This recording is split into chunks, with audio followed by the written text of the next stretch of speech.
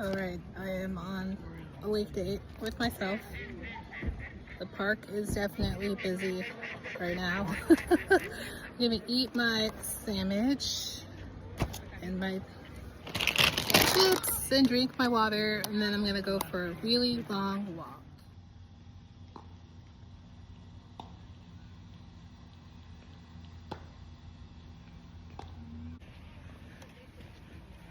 Howdy friends!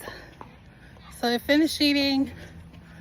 There was a family of bees that took a shine to me and my lunch. So I got up, put on my vest, and decided it was time to walk. So as I sit here, I am just in full gratitude. 10 years ago, I was not in a good place. Actually, I'll take that back. I was in a place of significant transition. Earlier in the year of 2016, I was in a head-on collision and destroyed my paid-off car and got a little banged up myself. I was also in the process of starting a new job, and it turned out that the job just wasn't for me.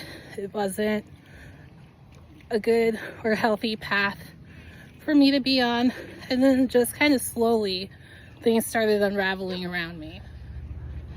I found myself just really unable to get ahead, and things, like I said, just really kind of started falling apart, and I was doing absolutely everything I could think of to try to put them back together, and nothing was working.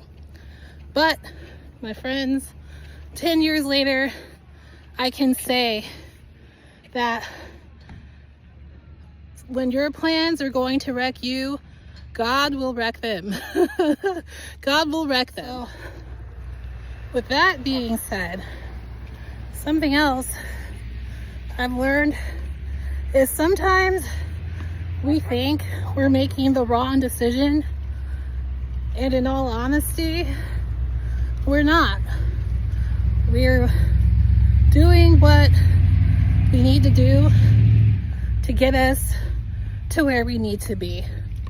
And as my sweet, dear, belated grandfather Lawrence told me in another period of transition in my life, is sometimes when God's working, it looks a little strange because we don't understand, but trust Him. So, long story short, 10 years ago, I was involved in some things that I'll talk about at another time, because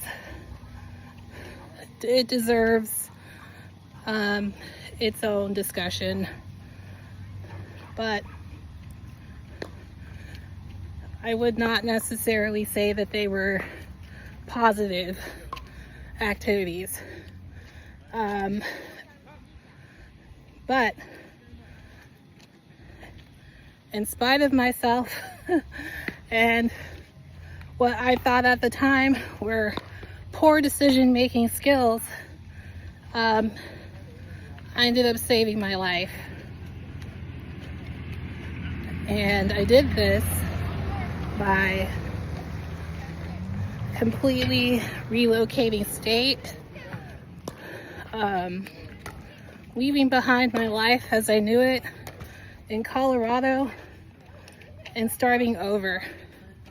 And when I say that I'm grateful to be child-free, it is literally because of the ability to do those things.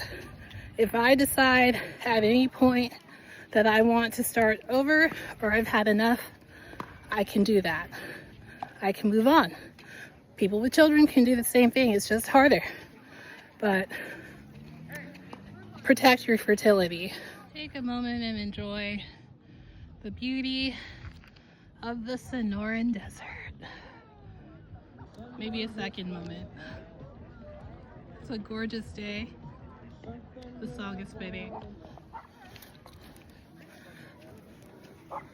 So, without making a drastic and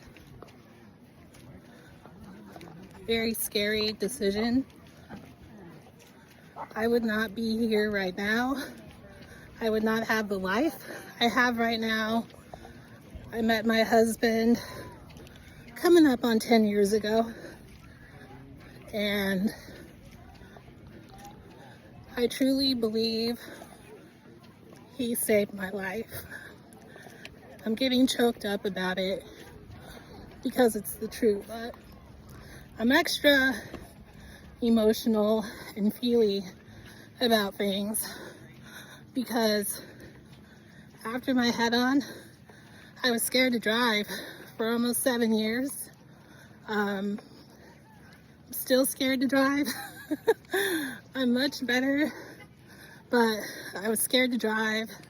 I was scared to leave my house. I have pretty severe social anxiety most of the time. Like at one point, I really did enjoy being around people, but as I get older, that's less. And that really has nothing to do with anxiety. I think it just has a lot more to do with, I find it very difficult to connect with most people on a genuine level. Some cool cacti and whatnot. I'm learning to open myself up to just kind of meeting people on my terms and sharing on my terms what I want to with people. I always had a hard time with boundaries because I always wanted to be seen as being a nice girl, and it's a very dangerous way to live as a woman in our society. You have to have discernment. So, not to make this video super long, but I'm just grateful for growth and grateful that my plans were wrecked before they wrecked me, and that I was given a life better than I ever could have imagined that I deserved.